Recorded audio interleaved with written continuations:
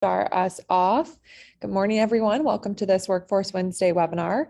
My name is Kirsten Bayer with the Illinois Center for Specialized Professional Support, or ICSPS, at Illinois State University. I will be your moderator and technical support for today's session.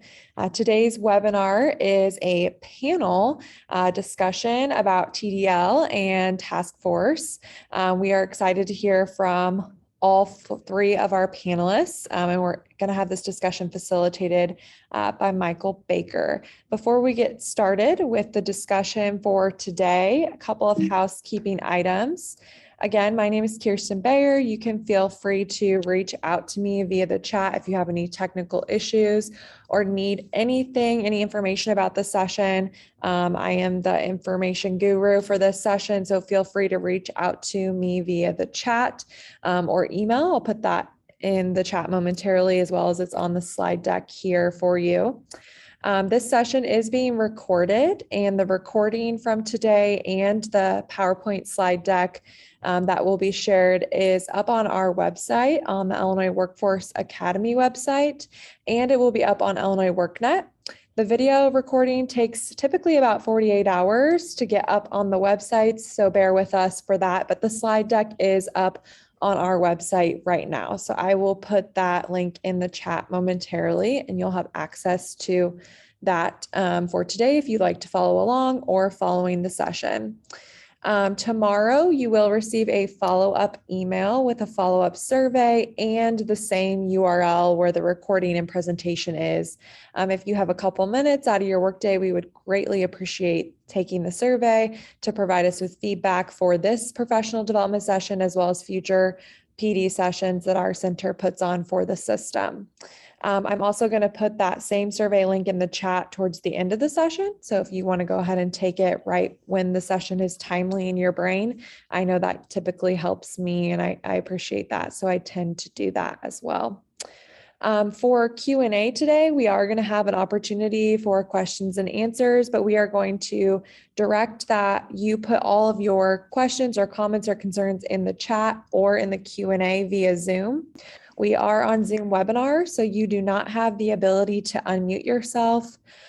So you will get to hear from the panelists and then can have that open dialogue via the chat and Q&A with them. I'm going to continue with our housekeeping items by launching our just beginning polls that we do every workforce webinar. If you've ever attended a workforce webinar with us before, you're probably a little sick of these by now, but we do appreciate you continuing to answer them.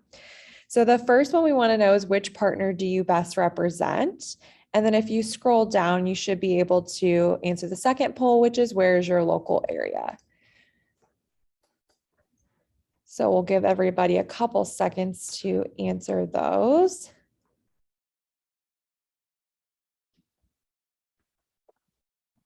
I didn't, and then Nancy McDonald said that she was hearing an echo. I do not hear an echo. So Nancy, if you do continue having that audio issue, feel free to reach out to me via chat. And then you fixed it. Awesome. Great to hear that, Nancy. And then I'm going to put the link where you can access the slide deck and the recording in the chat right now. So there's that for all of you. That's the direct URL. And we'll go ahead and end the poll and share the results. So most of you are joining us from Title I and Title III today. A couple others of you are sprinkled across Title IV and other WIOA partners and stakeholders. So we welcome all of you this morning. Thank you so much for taking the time out of your Wednesday to spend with us. And then most of you are joining us from Central Illinois, which is where I'm located at as well. Our center is located in Bloomington Normal. So that is where I am at today. So welcome. Thank you for joining us, to everyone across the state, and we have somebody statewide as well. So thank you for joining us. All right, I'm going to hand it off to you, Mike, and I'll pull up your slide deck here. Thank you. Do you have our additional poll questions?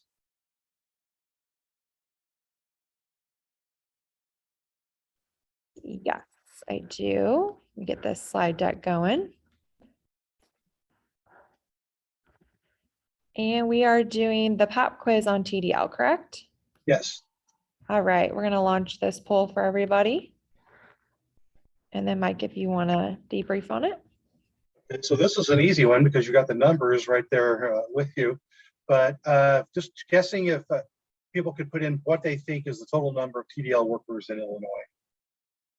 Just which number you think represents where we're at.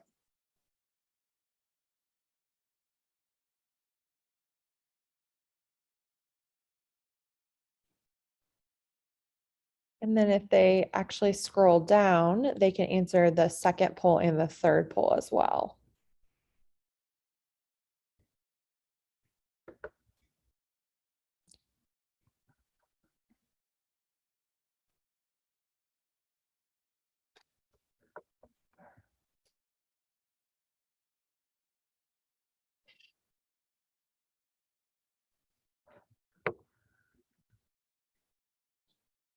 So then, so the first two questions are, kind of what is the makeup and the nature of TDL workers in the state?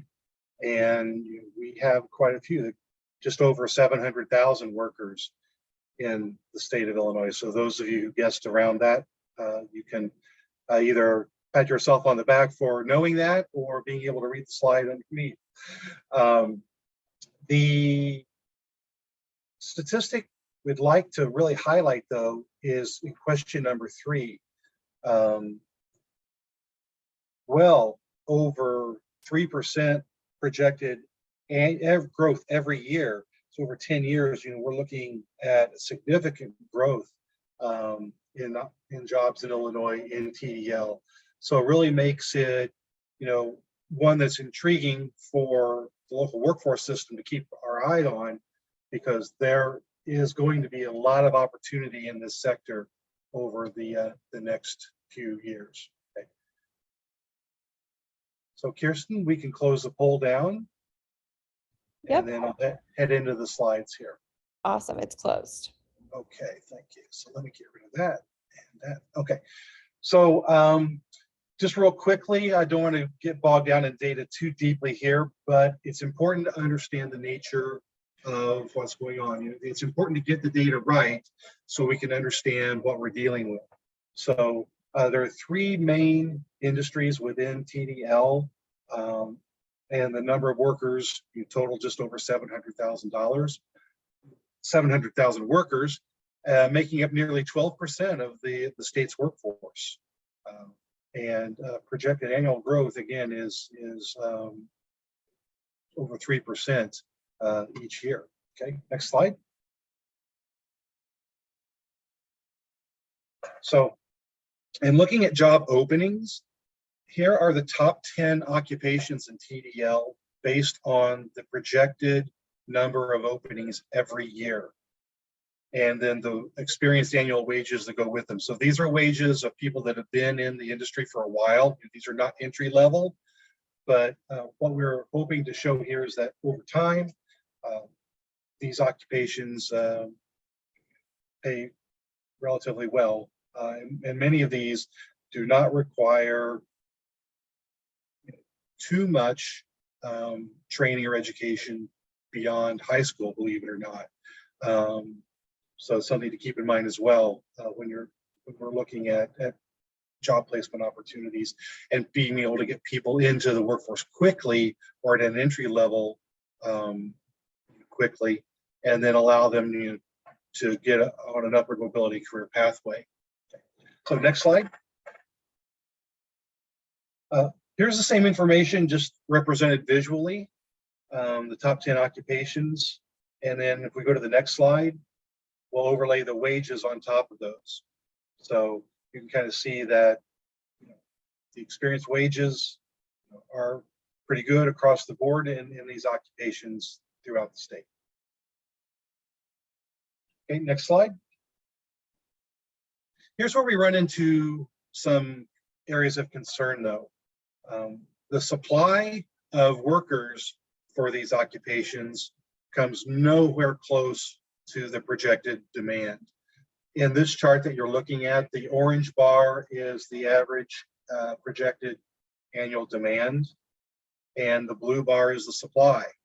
And as you can see, in no case does the blue bar come close to reaching the end of the orange bar. So, what makes up this data? The supply is made up of completers or graduates of public and private post-secondary programs in Illinois. So that's community colleges, universities, anybody that reports data to the Board of Higher Education. So this does not include on-the-job training, doesn't include apprenticeships that are run outside of programs run by the educational institutions in the state. So the supply probably is understated a little bit, but I would think in no case does that missing piece take that blue bar all the way out to the end of the orange bar in any case. Okay, next slide. So let's jump into the work of the task force from the TDL task force that was formed by the State Workforce Board. The first finding was careers in this sector are not well understood by practically anyone that's not working in the industry. Educators don't, the public doesn't, students, job seekers, parents, counselors, you name it. If you're not working in this sector, you probably don't have a huge, great grasp of what the careers are, what the opportunities are, and what the skill requirements for those jobs are. Next item. We have a chicken or egg situation with that impacts the supply and demand. Educational institutions are challenged to establish and maintain programs without demand. By the same token, students and job seekers that might be interested in going into some of these programs sometimes can't because there's not a program of interest to them where they're at, where they live. So it's kind of a chicken or egg thing as to how we need to approach this to make sure that there are opportunities for individuals to go into some sort of educational or training pathway close to where they live. Okay. Next slide, please. Okay. One huge issue that you can't escape if you're talking TDL at all is the truck driver shortage. There is incredible turnover in truck drivers, and this is one that has been an area of concern for several years. And we're seeing evolution in how truck driving companies recruit drivers, how they are trying to retain drivers. We've seen evolution in how programs of study and training institutions are recruiting trainees. But there are still, we're nowhere close to having it fixed. As if you recall the supply and demand bars, the supply bar is nowhere close to meeting the demand. And part of that is driven by churn in the industry. Truck driver companies are offering bonus payments for people to sign on. And so what it's creating this kind of very cutthroat environment where drivers will go to a company, collect the bonus, stay on the required amount of time. And then if there's another bonus out there to be had, if things just aren't perfect at where they're at, they'll jump ship and go get another bonus and you bounce around that way. So we need to be thinking about what it is we're doing both in the public sector and the private sector that is creating issues or maybe being obstacles to fixing this issue. Okay, next slide. Or next item, I should say. And then the task force recommended or believes that the private sector probably isn't going to fix this on its own. The public sector certainly can't fix this on our own. It's going to take a collaborative approach and public-private partnerships working together to make a dent in these issues.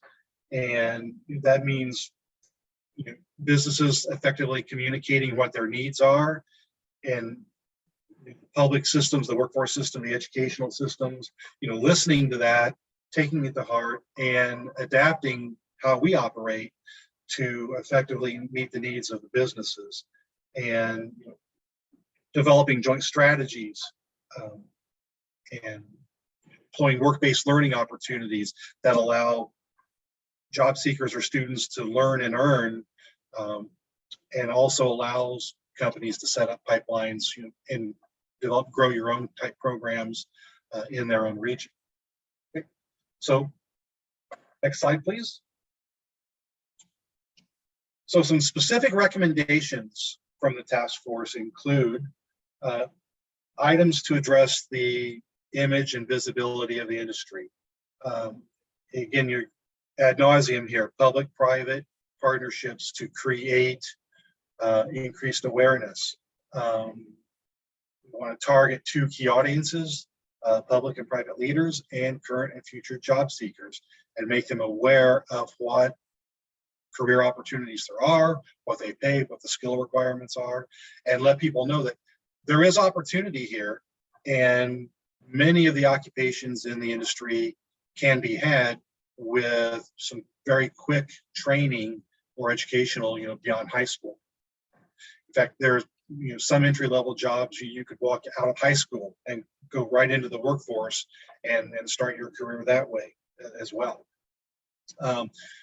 Recommending holding regional events, partnering with businesses, economic development, and the workforce and education systems, so that creating those lines of communication and improving everyone's understanding of what the businesses need and what the educational and public-private public programs can provide. And then doing whatever we can to promote media coverage. This manufacturing sector has Manufacturing Day, which is a national effort that is run state and locally, but around a national framework. There's an opportunity to do that in TDL as well. And then turning career fairs into job hiring fairs, to create pre-screen candidates and make those events hiring events. Okay, next item.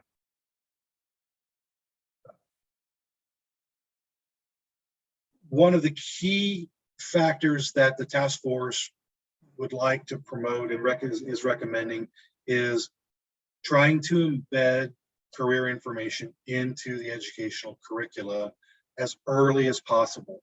So that means, using the career cluster framework that's been out there for over a decade, but to really make use of that and help teachers, educators, the education system in general, work with TDL companies in their communities to understand what career opportunities are available, what education or skills are required for them, and basically just trying to get everybody more informed as early as possible, so that there's greater understanding between students, parents, and their teachers about what the possibilities might be.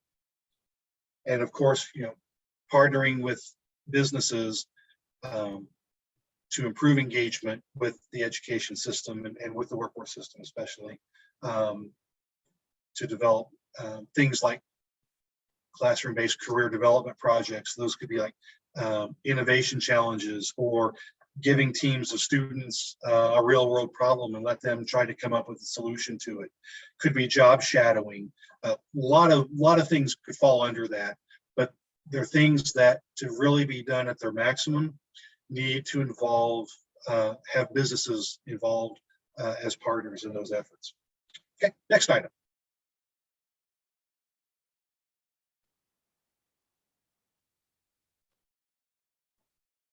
Okay, the task force suggests identifying private sector practices in how they are recruiting and retaining truck drivers, and are there things that are happening there that are contributing to turnover that could be addressed once we get our heads around what those things are.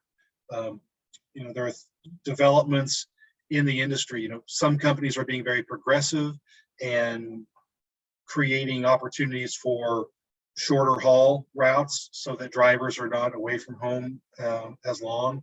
For those of you who are not familiar, one of the big drawbacks and one of the big items creating turnover and workers leaving is lack of home life balance, and home work life balance, I should say. And companies are working to modify how they operate to try to address that. By the same token,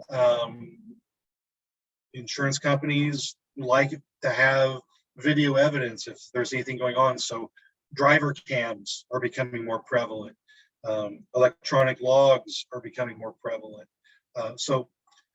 And the specter of autonomous driving is looming and coming at us as well. So there are things happening in the industry, and the industry is developing and evolving, that we need to stay on top of what those changes are to make sure that our workforce is prepared to handle those.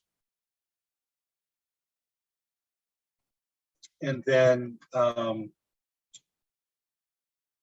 same issue goes with how we recruit people into truck driving training. It's great to have a full classroom, but if 90% of that class either quits, doesn't even take the Cdl exam, or can't pass the exam, or takes the exam but doesn't go into actual driving, we've wasted a whole lot of time, effort, and money for a lot of people if we're not retaining the people that come into those. So we need to be thinking about who signs up for those programs and what can we do to help people make a better informed decision about what they're getting into, so that they don't waste their time and effort and funding for something that at the end of the day they're not going to stay with. Okay. Then moving on to the next item is capacity and alignment of programs. Where are the programs available? What programs are available? Who's going into them? Who's coming out of them? Do the programs provide smooth transitions from high school to community college to university? Are there work-based learning opportunities that could help alleviate the problem? And are we preparing students so that when they come out of these programs, are they ready to go? So one of the things that we're doing at the state at this point now is doing an analysis of where are these training programs located, what's their success rate for graduation, but also of the people that graduate, who actually goes on and into a TDL career. And then finally, the last item is back to that cooperative collaboration between the public and private sectors to better communicate what the business needs are, and the education and workforce systems understanding of what those needs are, expanding work-based learning, and then also turning those job fairs into hiring events. So for those of you who are working with sector partnerships in your region, in whatever sector they might be, you may want to think about, are there groups of TDL companies in your region that it might make sense to see if they are willing to collaborate to create a sector partnership in TDL that would help better communicate what their needs are and their understanding of what is going on in the sector in the region. Okay, next slide.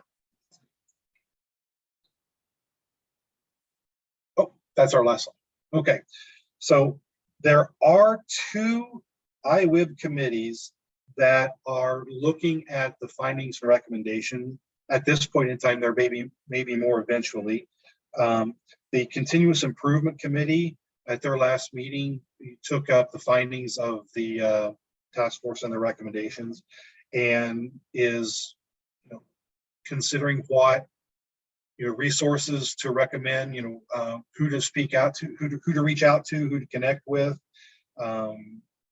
be it the trucking associations or other transportation associations in the state, to see what opportunities might exist there, but then also to think about what we're doing, at the state and local level to support TDL training and education and career pathways.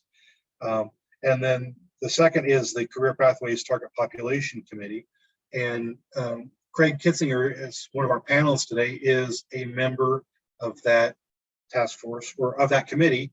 So Craig, if you'd like to speak to the work you're familiar with that committee around TDL, I'll turn it over to you. Mike, Craig actually just popped off. I'm not sure why. I'm trying to get him back on though. Okay. Well, we'll come back to that. I do know that one of our panelists today, Stacy Luker from Wholesale, is a representative from a company that is working with the Career Pathways Target Populations Committee to partner with regional high schools and setting up career pathways in the high schools near their company. And we'll go into that a little bit in our panel discussion. Oh, Craig is back. So Craig, we got to the point where we're talking about the Continuous Improvement Committee and the Career Pathways Target Populations Committee. So if you would like to take a moment to showcase anything the CTPT committee is working on, the floor is yours. No, I appreciate that, Mike. And sorry, at the airport, actually going to an event related to CPTP. So CPTP stands for Career Pathways for Targeted Populations. And some of the work that we're doing is looking at career pathways for 3 specific target populations. One is people with disabilities, one is opportunity youth, and one is returning citizens. And within that, certainly, TDL will be a focus as we move forward, given the large demand, as we saw, making up 12% of the jobs within the state, right? And certainly we all understand that the supply and demand need is there.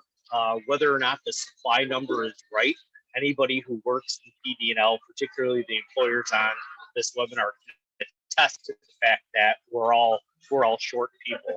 So through the programming that the CPTP is doing is looking at different programs where we can connect the entire workforce ecosystem, from training providers and educational institutions to employees or giving employees the opportunity for work-based learning, all the way up through connecting them with employers. So as an example, the trip that I'm going on right now is to attend Skills USA National Leadership Conference, where they create work-based learning opportunities for students in a variety of areas, including areas within TD&L, and connect them directly with employers, as employers are judges. So learning as a state, how can we take best practices from across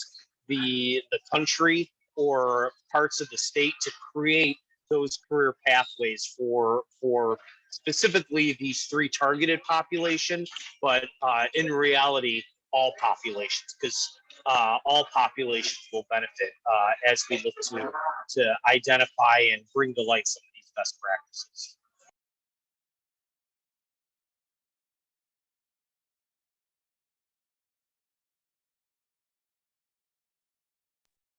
You're on mute, Mike.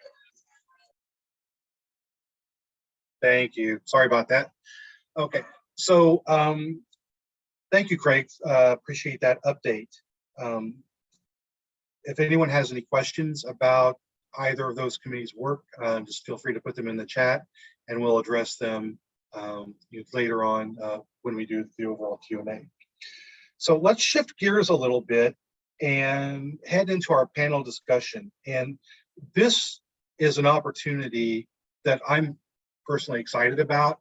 It's an opportunity for those of us in the system to ask questions directly to a TDL company representative about what's going on in their world and what matters most to them. So we're going to go through a list of questions here that they'll each respond to, but I've asked the audience kind of be thinking about their responses to these questions and how that may look in your area and be thinking about questions you might like to ask them, because we have some time set aside at the end of this for some direct Q&A for you all to ask to our private sector individuals here. So with that, let's jump into this. It's always kind of a challenge to make these interactive and dynamic on the webinar format, but we're going to try here. So I'm just going to ask each panelist to tell us about your company, where you're located, how many employees that you have in your company, and kind of what's the primary activity of your company. So I'm just at the top. I'm going to start with Paul, because Paul's at the top, and then you can pass it off to Stacy and Craig.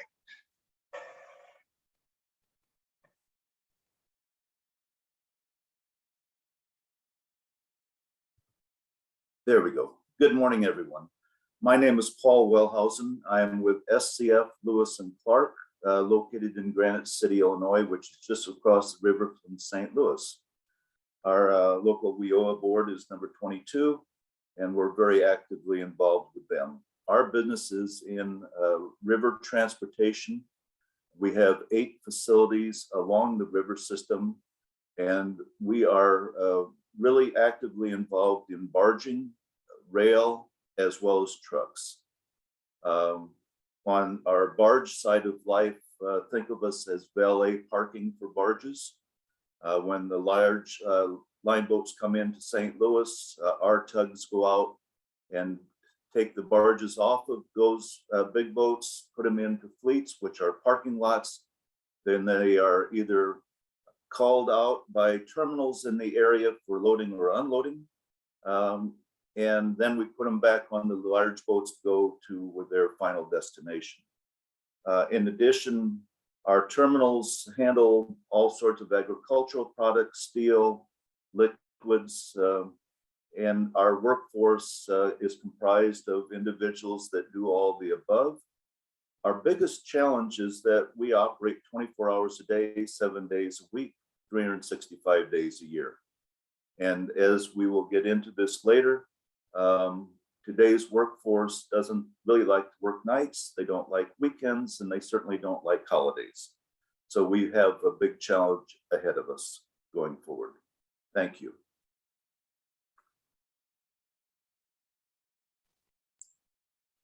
Okay, so I am Stacy Luker. I'm the safety manager for Wholesale. Wholesale is a food distributor in Quincy, Illinois. We're around 400 employees, kind of a mix between 200 being more office related and sales related, and then the other 2 being more the warehouse labor, where they're either picking the product, unloading the product, and then of course delivering the product through transportation, through tractor trailers. So I am on the logistics semi side, transportation side of things as well. And so I've been with Cole many years. I want to say 20 years now total. So a long time, and seen a lot of change in that amount of time. And you know, we have a lot of the same challenges that you do. You were mentioning, Paul.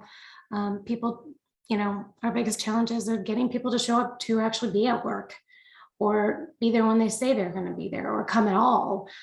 Second being, we are 365 as well. So we have 3 shifts 24/7.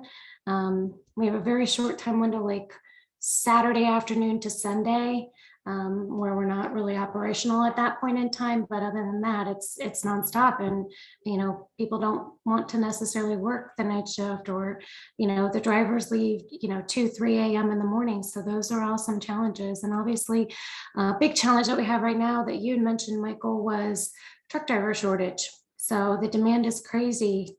And obviously this, you know, the supply's not there. So, you know, I'll talk a little bit about what we're doing to help with that in a little bit later in the presentation, but that's basically where we're at. So. Thank you. Good morning, everybody. I'm Craig Kissinger, Director of Human Resources with National Tube Supply. We are located in University Park, Illinois, which is south of Chicago, located in Will County. We're part of WIOA 10.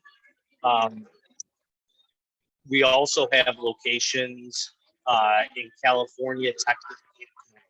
We have about 200 employees, and similar to the team here is, although we don't run 24/7, we run 24/5 with currently mandatory overtime on Saturdays due to staffing shortages.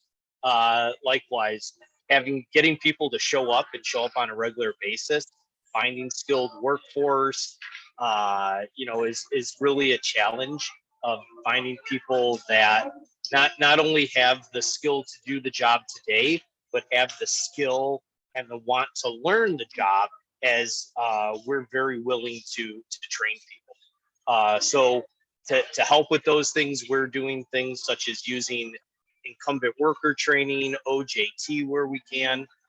We also have started some programs where we're employing local high school students on a part-time basis after work and during the summer.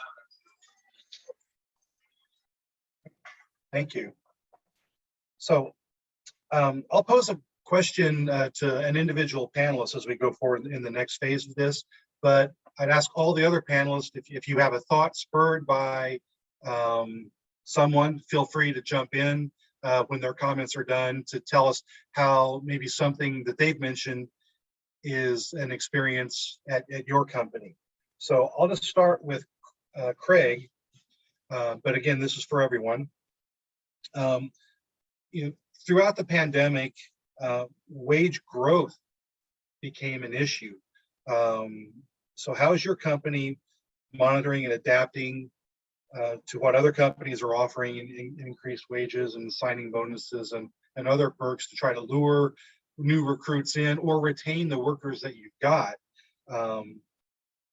How's that playing out at your company? So there's a couple of things. So number one is trying to gather data, right? So relying on our local workforce partners, whether it be in my county and Will County, focusing on working with the Will County Workforce Service Center, or because we're so close to Cook, some of our wages are highly influenced by what's going on in Chicago and Cook County. We have to pay attention to that as well. So it's really looking at data and understanding what's going on, but then realizing what can we do as a company to kind of keep up with the Joneses, if you will, or in our case, it's keep up with the Amazons, right?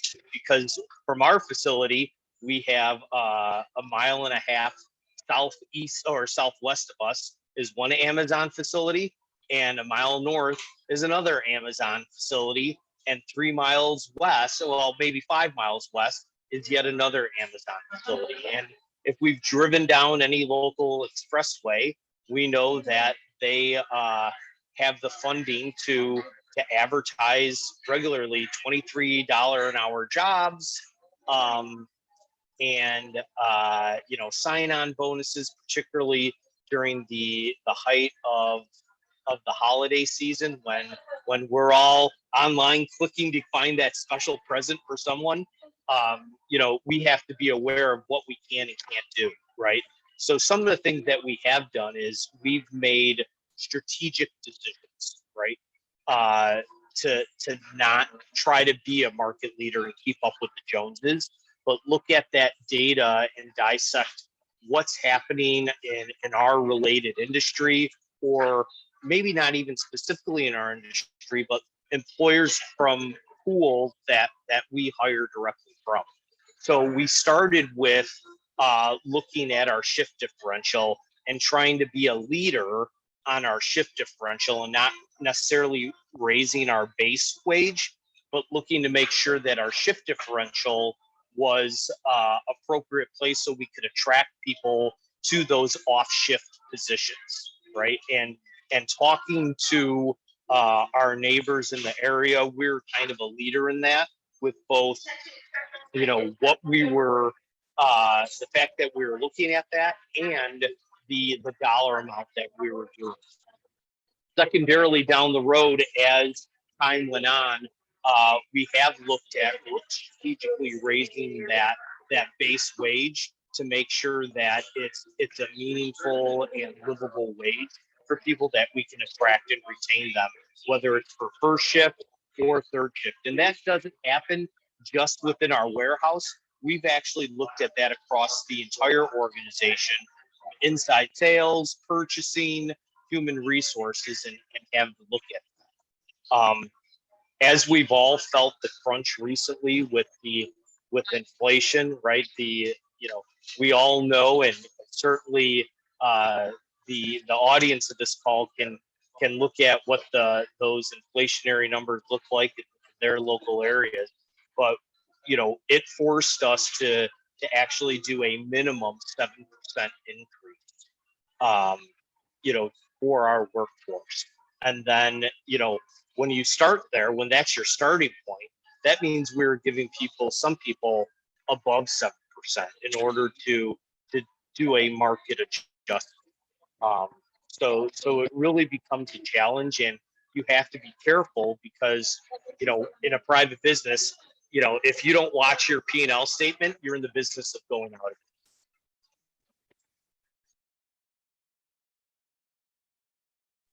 You're on mute, Mike. Trying to cut down the background noise. Thanks. Stacy, your hand is up. So what is your company doing along these lines to stay informed and stay competitive? Yeah, so basically we did the same thing. We did increases. We went above and beyond our union contract, sign-on bonuses, state bonuses as well. So we're doing, what we can there. We did very similar to what you did, Craig, as well. So, and it's a thing that's continuously being evaluated. So, how long well, let's jump to Paul, then we'll come back to this. I have a follow-up question, but go ahead, Paul.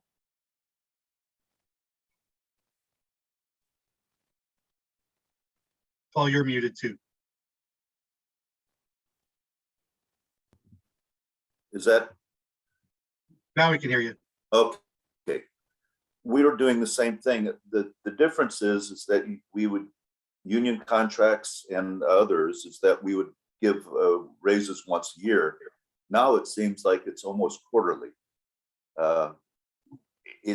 Trying to stay up with things, and kind of to everybody else's point, we see that today, but we also see 24 months in the future, and it doesn't look quite the same to us, that we get into a bind of we can raise these rates, but we'll never be able to take them back. And if this economy changes very quickly, which we hear about recessions and depressions and everything else, it puts us in a heck of a bind. And so that we're walking a tight rope walk here, and it's not any fun. So to all of our panelists, you've all mentioned that you've taken some of these steps that are similar. Do you feel, or have you been doing them long enough? Are they working? Are they having the desired effect at your company, at least thus far? Yeah, go ahead, Craig. I would say some of them are, some of them aren't. Certainly raising the base wage and advertising that. We actually put a sign out in front of our building. Probably the first time in 20 years as an HR person did I actually put out a true help wanted sign, right? Where we advertise our wage. And I had local businesses, what are you doing? You're killing me. My employees are leaving at lunch to come and apply for your jobs. And I'm like, I'm sorry, right? So I think making sure that your wage is competitive is important. We also offer an incentive for each of our different employee groups, whether it be sales or the warehouse, based on their metrics that they impact. One of the strategies that we tried that was not effective was sign-on bonuses. We tried a variety, started at the $1,000 level and went all the way up to the $2,000 level. And in surveying candidates as to, you know, what made them apply for a job at National Food Supply, they did not. They're like, oh, there's a sign-on bonus. I didn't even see that. So, you know, they're just looking on their device and going click apply, click apply, click apply, right? They're not even noticing that there is a sign-on bonus, at least in the areas that we're recruiting. Casey, your hand is up. So we've done very similar again, Craig. We advertised our wages for the very first time as well. We have them on, you know, it's out there in a lot of different social media sites. We plaster like banners on our trailers, and we have them positioned different places around town and locally, just to try to get, you know, more visual out there for people to see. So we've done the same thing, and yeah. I'm not sure that I haven't gotten the response from others about like, what are you doing? But I'm sure Darla probably has. So.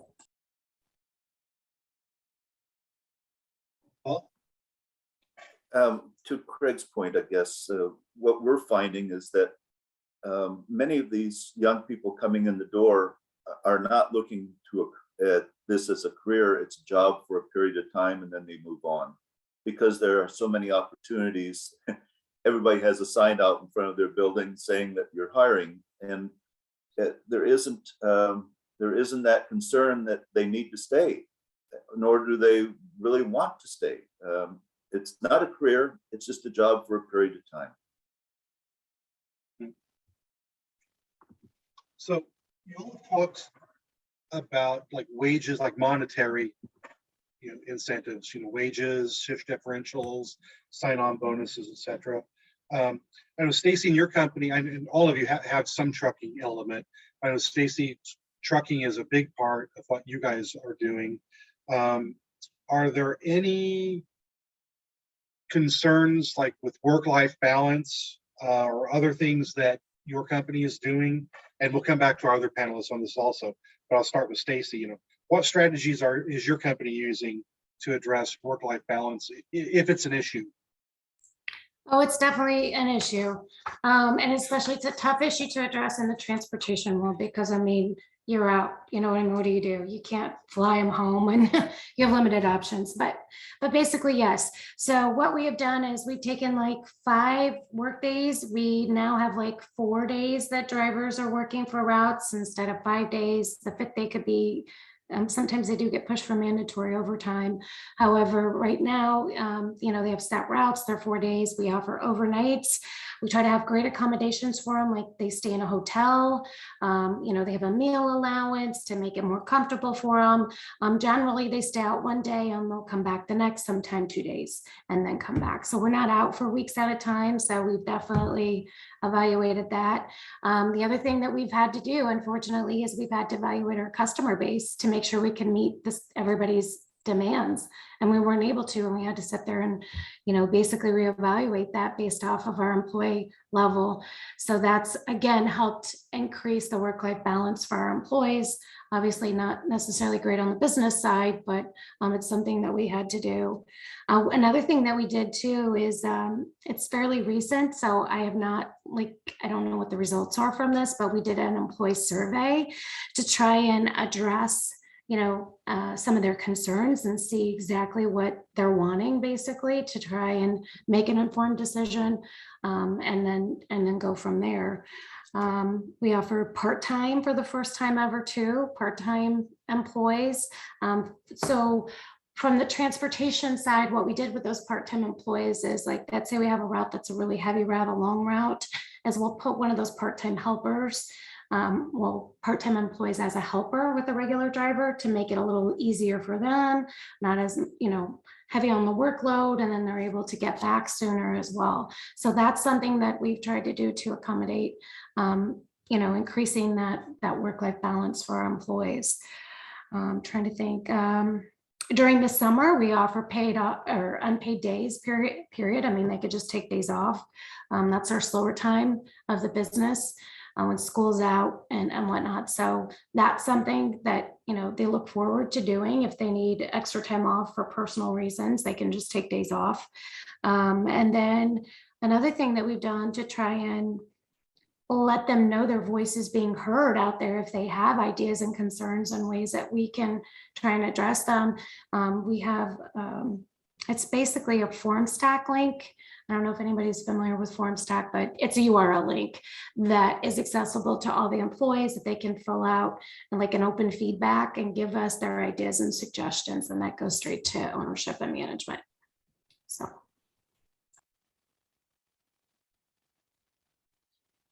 Well, did you have anything in that realm you wanted to try to address? Well, I wish we did. We try to watch. We have 5-day work weeks for most of our gentlemen and women, and what we've looked at is trying to go to 4 days. But again, we just don't have the numbers to be able to do that across the board, and that is where we'd like to get to. And again, trying to get there, but it's very difficult. And as we go through this program, we've got some ideas of how we're going to build up our numbers, but it just takes a lot of time to get there.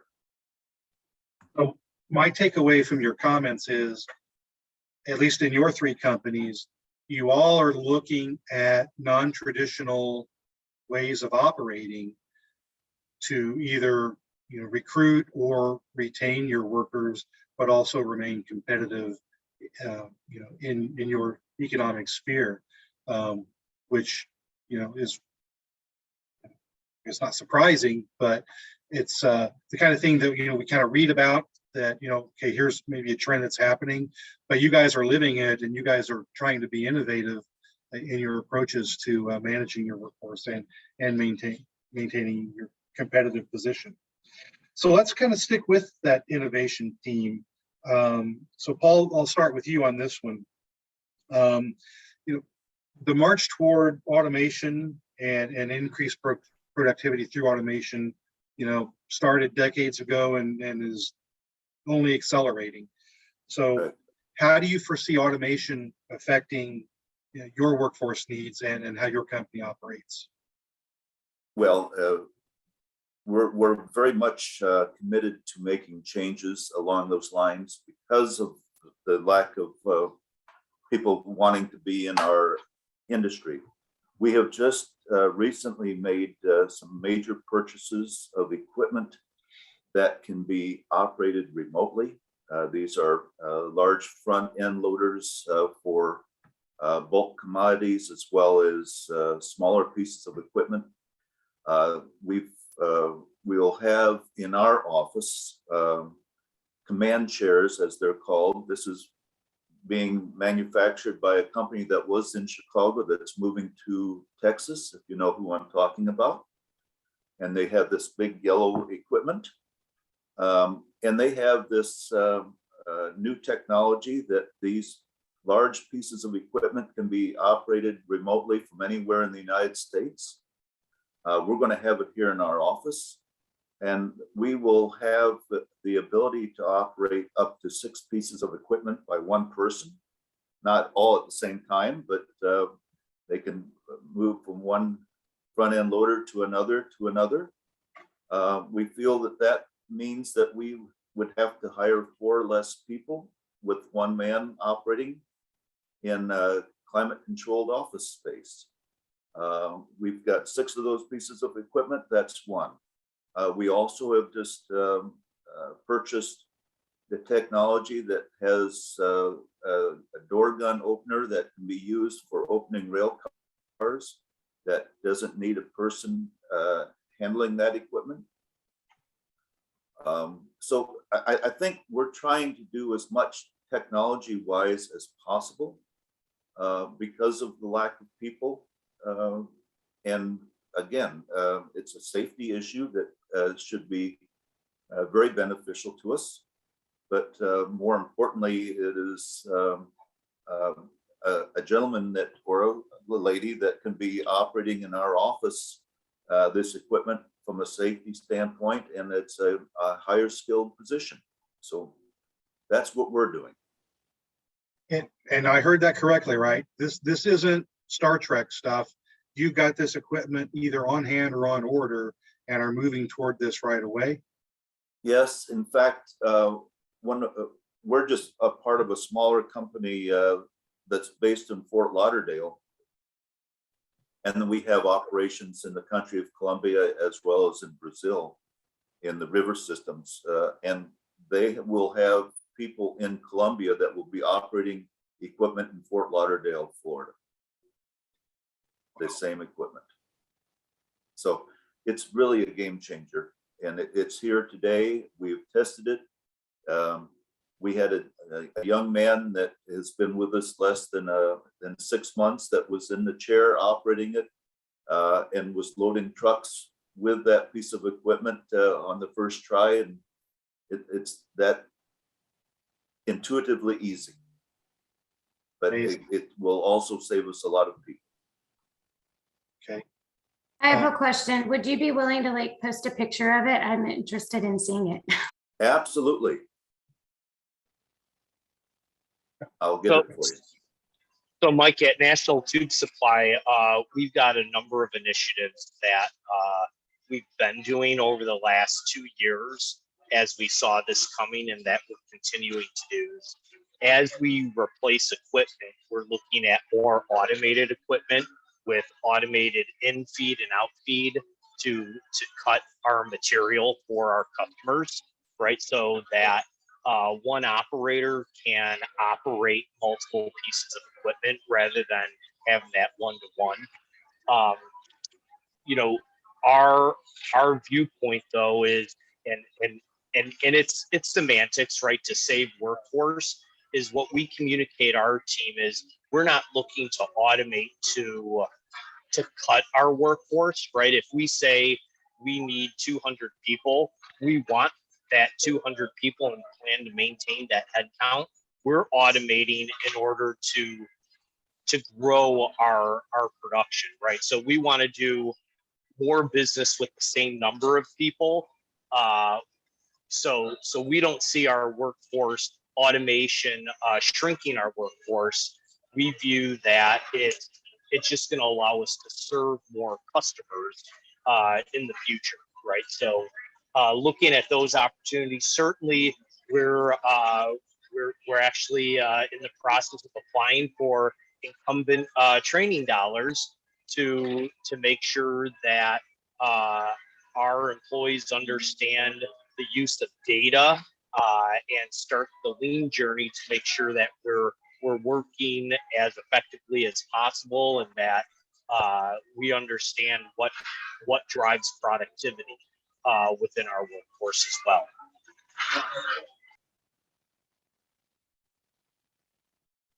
So, fascinating stuff here.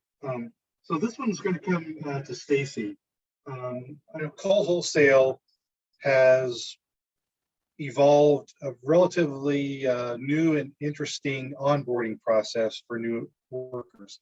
So can you tell us about your new onboarding process and how long it's been in place, and what has the impact of that process been?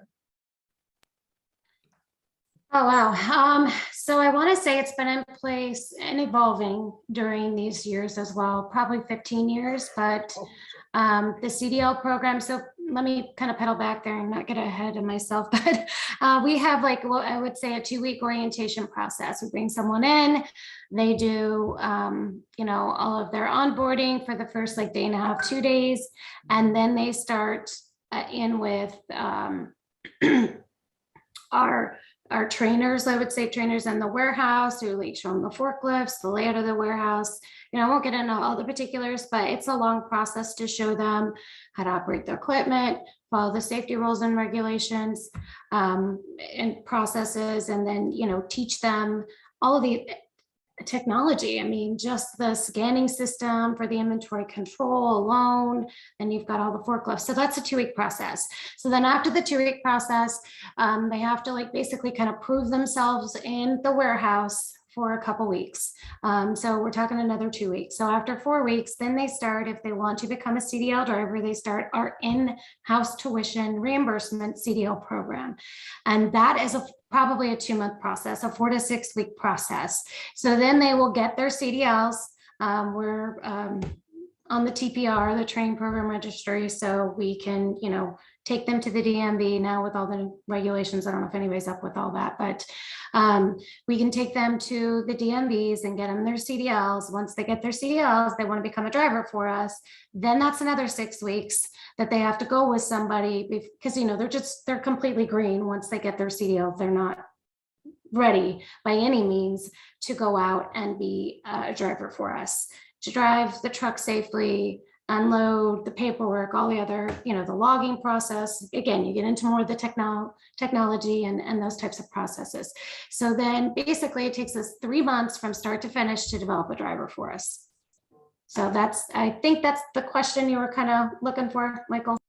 Yes, thank you. Thank you.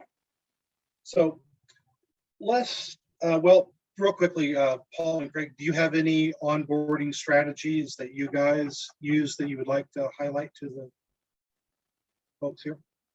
So we're actually at NCS just revamping that onboarding, where we are redoing all of our training approach and making it more systematic. We're doing it all on first shift to ensure everybody gets the same training and that they're paired with a proper trainer, not just the best operator, right? Because that's often a challenge.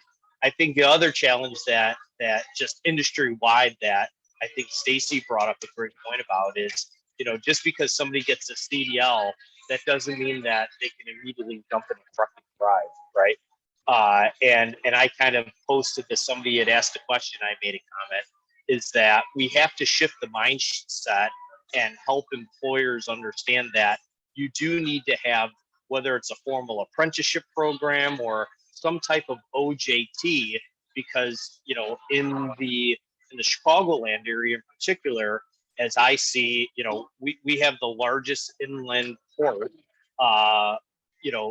located in the Joliet area, right? So I see trucks every single day, all the time on I-80, and all of them saying, looking for drivers, 2 years of experience, 2 years of experience, 1 year of experience. Well, they've got to get that experience somewhere, right? So we have to create an awareness that as an employer, we may need to alter our processes and our practices to hire that individual, but pair them, as Stacy's doing, with other drivers, experienced drivers, because then they get to learn your processes, your culture, and all those things, rather than having multi-year experience. I do understand, though, from a business standpoint, truck and trailer, that is an expensive asset, right? And if you own that asset as a company, you want to make sure that somebody is competent, right? So, but we've got to shift that paradigm on how we get somebody from point A to point B in that competency, so that they can operate that equipment. And part of me says is, we have to look at some best practice. How does the military do it? How are other businesses doing it across the state of Illinois and across the country? Okay, so we have two big categories of questions to get into. I just want to foreshadow what's coming. I want to ask the panelists next about the top challenges for workforce issues they're facing, but then also after that, leap into how best the workforce and education system can interact with their companies to be, to have the greatest return on investment for everyone. So we'll get to how to interact between workforce and these companies at the end. But for right now, could each of the panelists, could you kind of give us your top couple of challenges that are workforce related that your company is facing right now? So we'll start with Paul.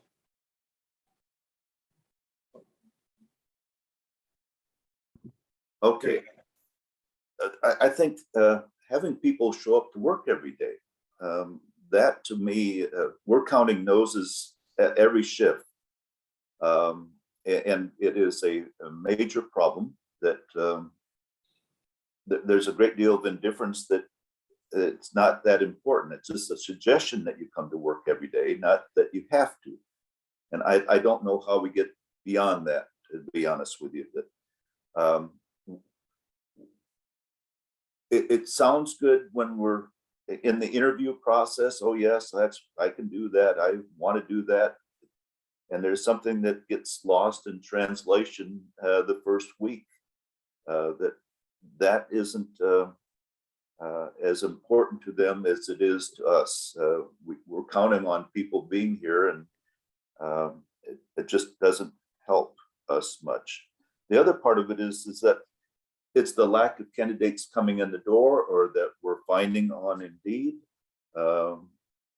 What we have done is looking elsewhere. We have a headhunter in Puerto Rico, and we have just recently hired our very first young person that has come into the States for the very first time in his life. We have an apartment for him. We're working that. We have 3 more candidates that we're interviewing this week. And I think that's what we're seeing is our challenge is, if we're not finding them here, it's a little like best practices of the Army or the military. We've got to look at this thing differently than we have before. There isn't an active workforce pool in our area, so we have to go elsewhere. We're also looking at H2b Visas, which is a lottery system. We've missed out twice, and we continue putting our name in for that. We have, as we talked about earlier, an operation in the country of Colombia. We have, our folks have in Colombia have sourced probably 20 people that would be willing to come to the States that have skill sets that we could utilize, but we can't get them here yet. But the Puerto Rican thing is working. And so far, I'm going to tell you, I'm very pleased with the results of our first young person. Thank you. Well, Stacy's camera went off, so Craig, we'll go to you. Yeah, so one of the, similar to what Paul said, is getting people to show up, right? So, not just for their first day of work, just getting them to show up for the interview, right, is a challenge in and of itself. So it's having a little bit more of a rigorous hiring criteria. Not really criteria. I guess I said that wrong. Rigorous hiring process where we're asking them more questions to get down to those behavioral issues.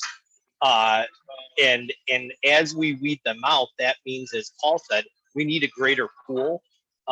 Thankfully, being up in the Chicagoland area, we do have, there's a large population, but the pool isn't, of people who want to work, isn't as big as you think, right? Despite the unemployment numbers, despite the poverty rates, and despite giving good wages. So we asked a lot of questions during that interview, and we try to do things that way.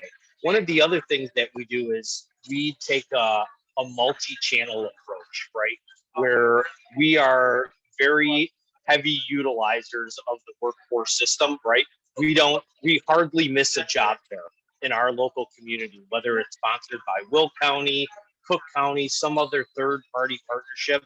We try to make sure that we show up, and we show up that we have good jobs. Being the lead for career pathways for targeted populations, right? I would be remiss if I didn't comment that we look at all different targeted populations and really look at, as I shared, looking at opportunity youth, looking at returning citizens. We attended a returning citizens summit at Stateville. right? Where we were the only employer that showed up to talk about jobs, right? Where we partner heavily with our local high schools to create career pathways and show these students that there are meaningful careers in TDL with employers like us, that they can come in as a part-time employee through our temp agency partnership, because we utilize the temp agency to payroll them for part-time. But when they come on, they start talking to our leads and our supervisors and our warehouse manager, who all started out on the warehouse floor, right? So we have a history of being able to show that you can not only get a job, but you can get a career. So we utilize all those channels in order to attract and retain candidates. Stacy, how about top challenges at Cole Wholesale? Well, very similar to the rest of the panelists. I mean, we actually have an agency that recruits from Puerto Rico, but we haven't had any success with it. So Paul, side conversation, maybe you have a better contact that we can, get with you on.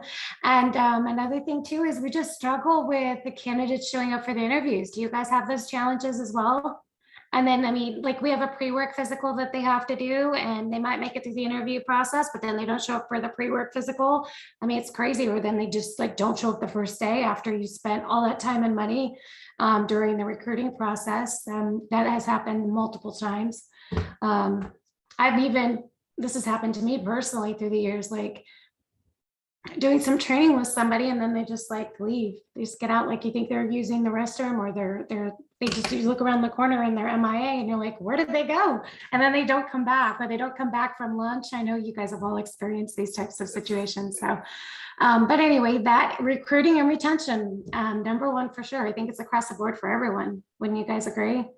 Yes. But I agree, Stacy, and some of what we're doing through those high school partnerships, right? We know that as we look at young people today, there's a different mentality, right? And this is a societal issue, which each society, each generation probably had their version of this, right? I mean, I think about go watch Grease. It was just on the other night, right? They had the greasers back in the 50s, right? That probably said all they want to do is drive around in their hot rod. So one of the things that we do is, as we partner with these high schools, is we create connections with instructors that make personal recommendations. Here, take this kid. He's a good worker. He's hard working. So we try to make sure that when we create a partnership, they understand what we're looking for to ensure that they're passing on the right kids versus just passing on anybody. If we wanted that, we could get that, but it doesn't help anybody. That's a great segue into our final topic here in our last 15 minutes or so. Is the companies represented here today are all active with their local workforce areas. They're either board members or have been longtime partners with their local workforce area staff and board. So, I know you guys have used incumbent worker training. You've used on-the-job training or other workforce services. So, for the workforce system people on the webinar today, what advice can you give them to help them connect with businesses in their area? What are the best practices for workforce staff to connect with businesses? What methods of engagement do you prefer, and how do they get around the gatekeeper that's protecting your time, but also maybe keeping you away from vital information about services or programs that might be helpful to you? So Craig, you shot your hand up, so you get to go first. So there's two things, and I think my local workforce team does that pretty well in Will County. Is number one, you know, try to identify. It's like any other sales pitch, right? Solve a problem, right? Come with solutions to problems that the employer knows that they have, right? That they know the employer. Meaningful solution. Second thing is KISS. Keep it simple, stupid, right? And there's things that as a workforce board or a workforce system, as we know, our hands are tied with WIOA. Some of the processes that you have to jump through in order to get funding, such as OJT or all the different forms for incumbent worker. But there's at times some people within that workforce system who add layers onto it or add time onto the process rather than working with urgency and having a bias for action.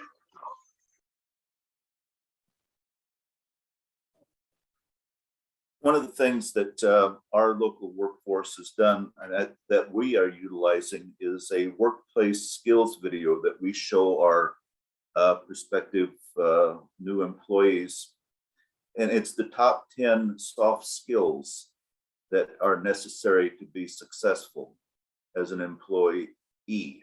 And, you know, it's teamwork, it's showing up on time, it's good communication. And this was done in conjunction with our business leaders in the area. So, you know, it was the head of the local refinery, the hospital, a car dealer, etc., that are really speaking to these issues. And it's worked out very well. And we've used that a lot. But again, to Craig's point, one of the things that our workforce has done also is that in working with our schools in the area, what's behind the door? And what we're doing is we're taking students out to businesses and letting them get a tour and to find out what these people do for a living. And it's really eye-opening, and it's been exceedingly good. Now, are they going to get employees? Well, there's some follow-up by employees, by these students that said, gosh, I didn't know that's what they did. And you know, we drive by all these businesses, such as Stacy's or Craig's. Nobody knows what you do.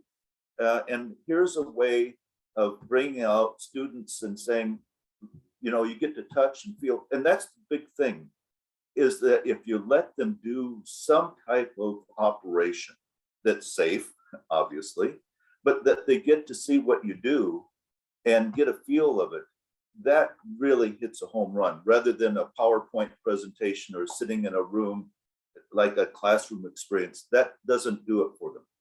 If they get to go out and touch and feel, it makes all the difference in the world. And I think that's where our success has been with our local workforce, and they're doing a very good job of it. And I think we're going to see that expand to many different. We have a lot of businesses saying we'd like to do that with these kids because, again, we all have the same needs. Where are we going to get the next employee? Do you see anything from your perspective to add on that one? No, I think, you know,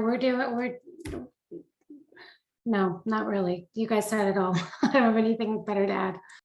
Okay, well, let's flip it around. What, you guys are all engaged with the workforce system, so you are familiar with kind of the services, the programs, you know, the board.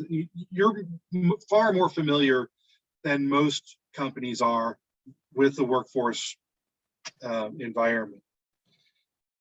Pretend that you know nothing about workforce and a workforce person is coming to you for the first time. What should they not do? What's your biggest turnoff when being approached or being solicited that you would caution our board staff or our business outreach staff or program staff, for goodness sake, whatever you do, don't do this?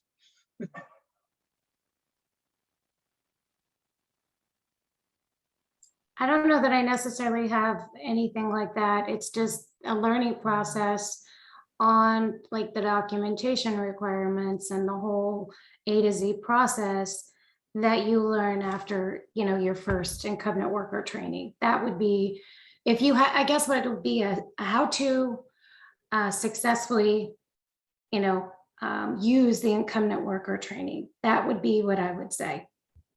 Whether it's a checklist or an A to Z, because you're just being told this information. And then when you go to do it, it's totally different when you're the hands-on person behind the scenes and you're like, whoa, there's like a lot more to this than you initially were told, which is not bad. But if you had guidance along the way, in the form of even written communication or checklist or something would be helpful, I believe. Okay, so that's helpful, I think. So basically, we're saying, don't just come and talk to me and expect me to understand all of the jargon and all this stuff right off the get-go. I'm going to need some hand-holding, and whatever you can do to ease the paperwork burden or help me understand what I have to do when is a helpful thing. Yes, because for me, I'm a person who doesn't require a lot of direction, and I had to have some of, guidance or hand-holding because it was foreign to me. I had never done anything like that, which if other companies are going to do that, they're going to be in the same boat. So that's where I'm coming from, that part. Cool. I would echo Stacy's point is, even though we're familiar just going through it, there was some stuff that we missed. So rather than just saying, hey, fill out this form, maybe do it with us, right? With Zooms today, we could share a screen and type it in, right? And I don't know how many businesses, how many business service agents they have, or how many businesses they're engaging with, but help us fill out the forms rather than just say, hey, give us this, right? Be more, do it with us, not just say, hey, this is what you need to do. The other thing that I found is follow up and follow through, right? We're businesses and business moves fast, right? Break the stigma of the bureaucracy of governmental agencies. Be that leader in of shifting that paradigm of being employer-driven, service-driven, and have a quick turnaround. Stacey, you look like you were excited about adding a thought here. Yeah, so what about even if let's say, because I know resources are tough in different industries these days, but what about even a video? Even if you had a video like this is how you do it, and you have something you could watch or would be helpful if you're not able to do it in person, to have, here's a training link to go to explain with videos how to do it. I mean, there is none of that out there. Interesting. Paul, did you have a thought?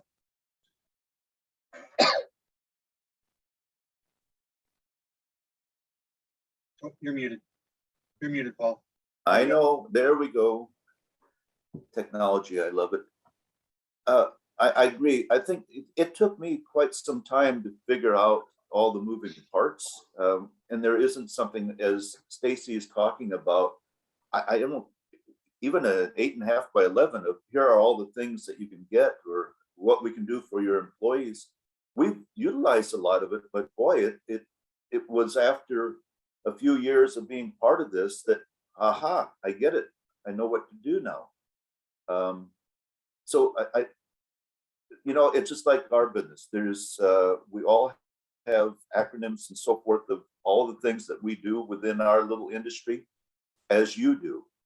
And the problem is you understand it very well. I, on the other side, receiving all this, it's like, drinking from a fire hose. I don't get it. And so if we can break it down into understandable, I'm not talking to one of my coworkers, I'm talking to a new person that doesn't understand. Like, I'm the guy that's just coming in to work for the first time today. I'm a babe in the headlights. I need to have better understanding of what is available and how I can go about doing it. I'd also say social media, get that out there somehow through social media. I mean, that's the wave of the future, the social media. There's nothing out there, I don't believe, that you guys have. I would also say the points of contact, who to talk to get the information is not really out there. We went through our local community college. That's the only reason we even knew about it. So I don't know if you guys partner with the community colleges and things like that. That would be another thing that I would suggest. And then the volume of paperwork. Like when you do it, I mean, condense that down somehow, because the volume of paperwork for the requirements is I don't know if you guys would agree with me, but it's a lot. And when you do it the first time, you figure out like, no, I'm not doing this again. And you put all these processes and efficiencies in place to make it easier for you the second time. That's what I did. So, if there's some way to decrease the volume of paperwork, because I know like some things still have to be like, they can't be digital. I mean, I would say 2022, if you could digitalize would be great. So the other thing that I think could be helpful is, I know I've talked to our workforce system about, right now they only do quarterly business webinars, right, to educate. And, the hard thing is it's a static time, it's live, so they may get a good response of 19 employers, right? But there's thousands in our local area, right? So recording that so that they can do it on demand and pushing that out on a more frequent basis. The other thing that I just recently talked about is similar to our right now, our workforce center is going to the Chamber of Commerce and really driving that relationship that connect to the small medium sized businesses. But maybe have an ambassador program through workforce services, similar to the way the Chamber of Commerce had an ambassador to invite people into the system, invite people into the process and help them with the Chamber of Commerce process. We need to have employer ambassadors within the workforce system to help other employers, right? Kind of employer mentors. Stacy, hands up. Did you have something? No, I forgot to lower it. Okay, no problem. Okay, well, we are near the end here. We may have time for a question or two. Kirsten, is there a question that anybody put in that we can address in the last minute or so? Um, And while Kirsten is looking, we will look at all the questions that people have put in the chat, and we will figure out a way to post responses to those. Someone did ask in the Q&A if there's any information that any of us have about 18 to 20-year-olds being able to drive. Yeah, Truck drivers. very briefly, 18 to 20-year-olds can drive big trucks in Illinois. You can't go across state lines, but you can drive within Illinois. So you can't go from Quincy to Hannibal, but you can go from Quincy to Springfield. Stacy, you have a thought. There's a pilot program out there. If you go on FMCSA's website, I'm in the process of applying for it, where you can have them cross state lines if you're part of the pilot program. So it's something that DOT is in the process of doing. But yes, you are correct. Otherwise, legally, you can only stay in the state you reside in if you're within that age bracket, if you have a CDL. And that's a federal requirement that's probably not going to change anytime soon. Well, they're trying to. That's what the whole purpose of the pilot program is about, is, get so many people registered in this pilot program. I think they have to do their data to make sure like they're not going to be more of a safety hazard, accidents and whatnot. So it's during that trial. It actually kicked off right before COVID, and then it fell flat with COVID, and now they're bringing it back. So I'm in the process of applying for it, but beyond that, I really can't tell you much more. Maybe there is some hope on the horizon, once the data is gathered and analyzed and done something with. So real quickly, I know we're at our time mark here. So I really want to thank our panelists for taking time out of their busy private sector day to come in and share their thoughts and experiences with us. The charge to the audience, otherwise for this from the system folks here is for TDL in your region, work to get the data right. Understand what's happening in your region, get familiar with the TDL companies in your region and what the career opportunities are for your region, and get connected. Connect with public and private training providers as well as the companies, and be thinking about ways to link our services and our expertise and our information to companies and to job seekers and students, so that we can work to have a workforce that is here and in place that meets the needs and demands of the companies, because that's the bottom line. If we can have a workforce that meets their needs, then we all win, from the individual all the way up to our communities and our state's economy. So with that, we're a couple minutes past. So thank you again to our panelists and for everybody that took time out of their day to attend. And I'll turn it back over to Kirsten for the final housekeeping. Yes, thank you so much to Stacy and Paul and Craig and Michael. This was a session that was rescheduled, so they all diligently worked on it, on preparing for this session, and offered more than their time to this session. So we greatly appreciate that. Just a couple things. I did put the follow-up survey in the chat. If you have a second out of your workday to take that, we would greatly appreciate your feedback on this session, or if you have any inquiries or ideas for future professional development. I am part of the WIOA Professional Development Committee, so I do have direct access to that committee to put a plug in for anything that the system would like to hear about PD wise. And then also you will be receiving a follow-up email tomorrow with the link, which houses the presentation, the recording, and everything that you need for this session. You can always feel free to reach out to me as well. And I can always put you into contact with any of the presenters if you have a direct question for them. And like Mike said, we will be saving the chat and address those questions that were posted in the chat as well. And with that, I'm going to log us off. Thank you so much, everyone. Have a great rest of your Wednesday. Thank you. You as well.